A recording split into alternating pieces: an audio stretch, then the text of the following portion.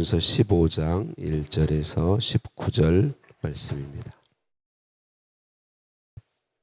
형제들아, 내가 너희에게 전한 복음을 너희에게 알게 하노니 이는 너희가 받은 것이요 또 그 가운데 선 것이라. 너희가 만일 내가 전한 그 말을 굳게 지키고 그때의 믿지 아니하였으면 그로 말미암아 구원을 받으리라. 내가 받은 것을 먼저 너희에게 전하였노니 이는 성경대로 그리스도께서 우리 죄를 위하여 죽으시고 장사 지낸 바 되셨다가 성경대로 사흘 만에 다시 살아나사 게바에게 보이시고 후에 12 제자에게와 그 후에 500여 형제에게 일시에 보이셨나니 그 중에 지금까지 대다수는 살아있고 어떤 사람은 잠들었으며 그 후에 야고보에게 보이셨으며 그 후에 모든 사도에게와 맨 나중에 만삭되지 못하였는 자 같은 내게도 보이셨느니라. 나는 사도 중에 가장 작은 자라. 나는 하나님의 교회를 받게 하였으므로 사도라 칭함 받기를 감당하지 못할 자니라. 그러나 내가 나 된 것은 하나님의 은혜로 된 것이니 내게 주신 그의 은혜가 헛되지 아니하여 내가 모든 사도보다 더 많이 수고하였으나 내가 한 것이 아니요 오직 나와 함께 하신 하나님의 은혜로라. 그러므로 나나 그들이나 이같이 전파하며 너희도 이같이 믿었느니라. 그리스도께서 죽은 자 가운데서 다시 살아나셨다 전파되었거늘 너희 중에서 어떤 사람들은 어찌하여 죽은 자 가운데서 부활이 없다 하느냐. 만일 죽은 자의 부활이 없으면 그리스도도 다시 살아나지 못하셨으리라. 그리스도께서 만일 다시 살아나지 못하셨으면 우리가 전파하는 것도 헛것이요 너희 믿음도 헛것이며 또 우리가 하나님의 거짓 증인으로 발견되리니 우리가 하나님이 그리스도를 다시 살리셨다고 증언하였음이라. 만일 죽은 자가 다시 살아나는 일이 없으면 하나님이 그리스도를 다시 살리지 아니하셨으리라. 만일 죽은 자가 다시 살아나는 일이 없으면 그리스도도 다시 살아나신 일이 없었을 터이요. 그리스도께서 다시 살아나신 일이 없으면 너희의 믿음도 헛되고 너희가 여전히 죄 가운데 있을 것이요. 또한 그리스도 안에서 잠자는 자도 망하였으리라. 함께 읽습니다. 만일 그리스도 안에서 우리가 바라는 것이 다만 이 세상의 삶뿐이면 모든 사람 가운데 우리가 더욱 불쌍한 자리라. 아멘. 인사 나누십니다. 사랑을 축복합니다. 사랑을 축복합니다. 할렐루야. 우리를 사랑하신 하나님께 찬양과 감사를 올려드립니다. 사랑하는 성도님들, 예수님 믿는 우리는 불쌍한 사람인가요? 복 있는 사람인가요? 네, 복 있는 사람이죠. 왜 예수 믿는 우리는 복 있는 사람인가요? 예수님을 구주로 믿는 믿음을 받았고 영생을 얻었기 때문이죠. 여러분, 예수님 믿는 사람이나 믿지 않는 사람이나 영원히 사는 건 똑같습니다. 그런데 믿는 우리가 얻은 영생은 천국에서 하나님과 함께 영원히 사는 것을 가리키죠. 우리가 얻은 영생은 우리 예수님이 재림하시고 재림하실 때 예수님 믿고 죽은 사람들의 몸이 먼저 부활하는데 그 부활에 참여하여서 예수님이 공중에 재림하실 때 먼저 죽은 성도들의 영혼을 데리고 오시죠. 그래서 영혼육, 부활한 몸과 하나가 되어서 영혼육을 가진 존재로 영원히 하나님과 함께 살게 되는 것을 이야기합니다.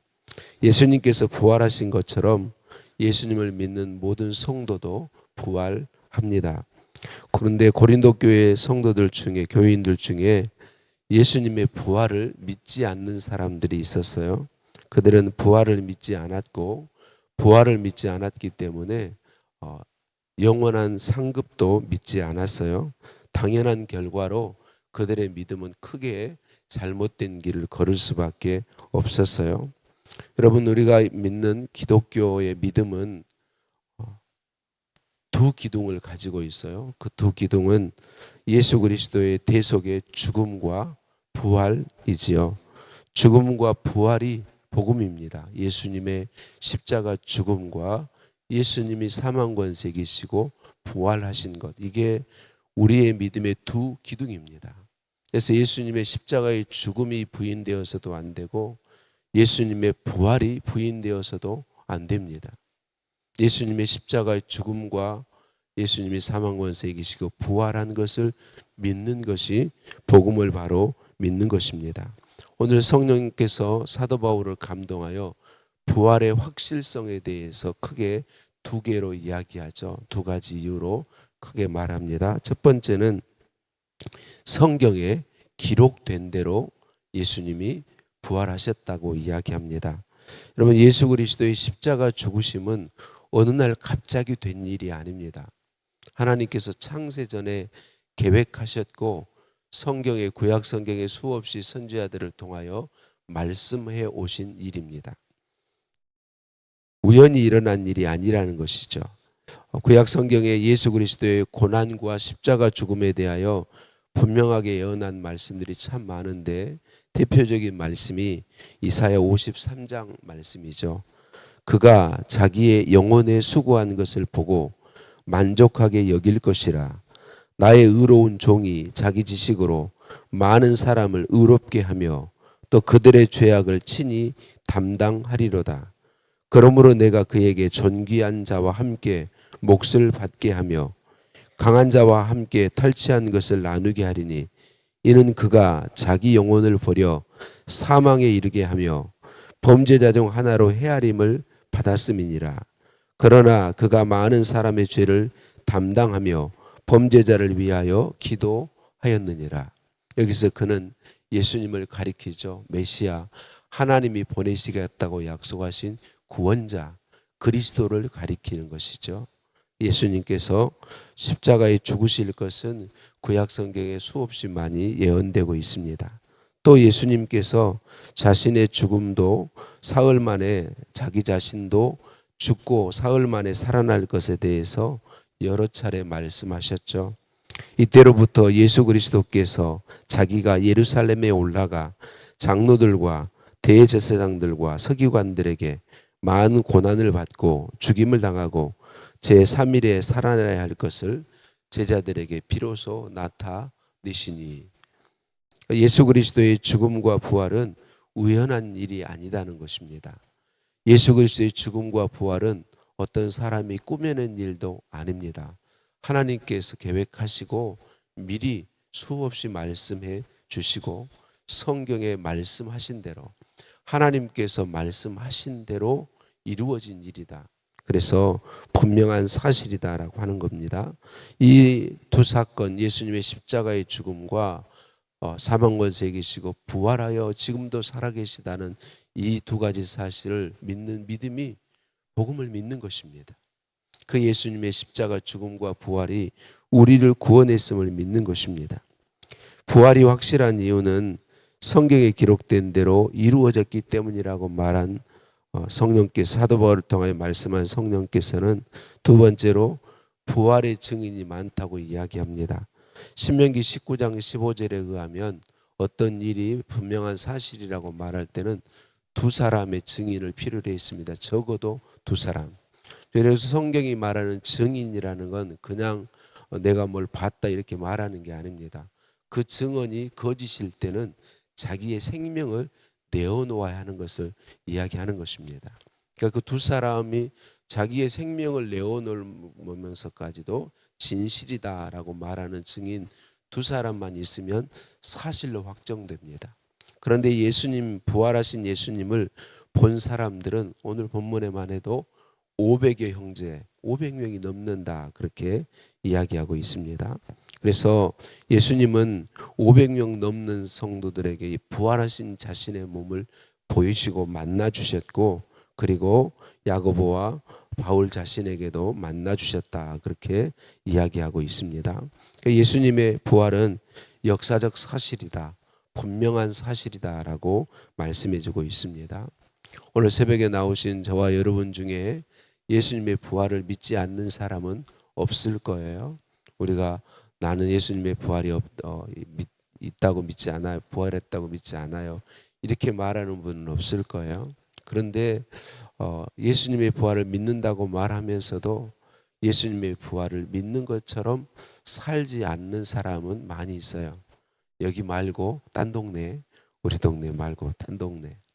여러분, 예수님의 부활을 믿는 사람은 다른 삶을 살 수밖에 없습니다. 예수님의 부활을 믿는다는 것이 무엇입니까? 나도 부활한다는 걸 믿는 것입니다.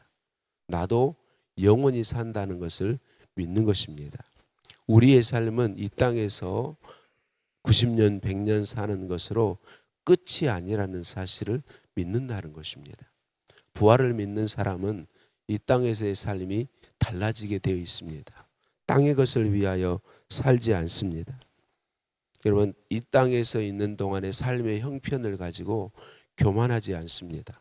반대로 자신을 불쌍하다고 생각하지도 않습니다. 왜 수많은 순교자들, 수많은 선교사님들이 그 고통스러운 삶으로 스스로를 선택해 가는 것일까요? 이 땅의 삶이 전부가 아님을 분명하게 믿기 때문에 그렇습니다. 사도 바울은 예수님 믿는 다음에 훨씬 많은 고생의 삶을 살았습니다. 그런데 그게 하나님의 은혜라고 고백하고 있습니다. 나의 나 된 것은 하나님의 은혜로 된 것이니. 아니, 잘 나가던 사람이 인간적인 기준으로 보면 고생만 하게 되고 맨날 죽을 위기에 처하고 그렇게 고통받게 되었는데 그게 무슨 하나님의 은혜인가요? 그런데 사도 바울은 분명하게 믿는 것이죠. 예수님이 부활하셨고 나도 때가 되면 부활할 것입니다. 이 땅의 삶이 전부가 아닙니다. 영원한 삶이 있습니다. 나는 이것을 믿습니다. 나는 이 삶에 이 생명의 복음을 전하는 사람으로 택하여 주신 하나님의 은혜가 너무 감사하고 이 복음을 위해서, 영생을 위해서 모든 사람들의 영생한 삶의 복된 삶이 되도록 섬기는 일에 내가 세움받고 이를 위해 수고하게 되었으니 하나님의 은혜입니다. 하나님의 은혜입니다. 이렇게 고백하는 거죠. 왜? 영생이 있기 때문에, 천국이 있기 때문에, 주님이 주실 상이 있기 때문에. 여러분, 우리는 우리의 입술로 예수님의 부활을 믿는다고 고백하며 감사하며 찬양하고 있는 사람들입니다.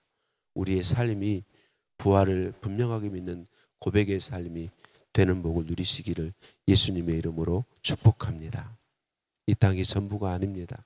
그래서 사도 바울처럼 주를 위해 수고할 수 있다면 은혜인 것입니다. 주님 때문에 고통받는다면 은혜인 것입니다. 주님 때문에 내가 낮은 자리로 가야 된다면, 주님 때문에 욕먹어야 된다면, 주님 때문에 오해받아야 한다면 하나님의 은혜인 것입니다. 영원한 삶이 있기 때문에 그렇습니다. 부활이 있기 때문에 그렇습니다. 하늘의 상이 있기 때문에 그렇습니다. 우리 위해 죽으시고 부활하심으로 부활의 보증이 되시고 우리로 영원한 생명과 영원한 상을 바라보며 살게 하신 우리 주님 예수님께 찬양과 감사를 올려 드립니다. 부활하신 예수님 찬양 드립니다. 예수님의 십자가 죽음과 부활의 복음을 믿는 믿음을 주시니 감사합니다. 부활이 있기에, 천국이 있기에, 영생이 있기에 이 땅에 우리의 삶의 형편에 상관없이 우리가 복 있는 사람임을 믿게 하시니 감사합니다. 주님 부활의 소망으로 천국의 상을 쌓는 복된 삶을 누리기를 소원합니다. 주님, 우리도 사도 바울처럼 고백하도록 은혜 주옵소서.